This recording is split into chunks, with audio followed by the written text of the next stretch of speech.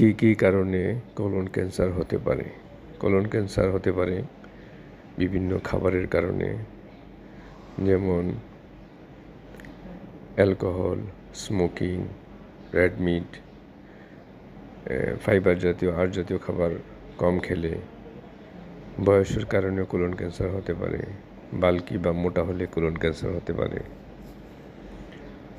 আরও বংশগত কারণেও কোলন ক্যান্সার হতে পারে।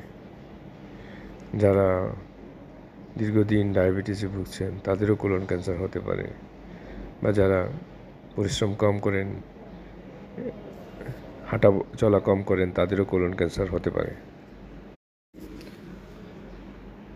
পরিবারের মধ্যে যদি কোলন ক্যান্সারের হিস্ট্রি থাকে তাহলে অবহেলা করবেন না, অতি সত্ত্বর ডাক্তারের সাথে যোগাযোগ করুন এবং পরীক্ষা নিরীক্ষা করে শিওর হয়ে নেন যে আপনার কোলন ক্যান্সার হওয়ার সম্ভাবনা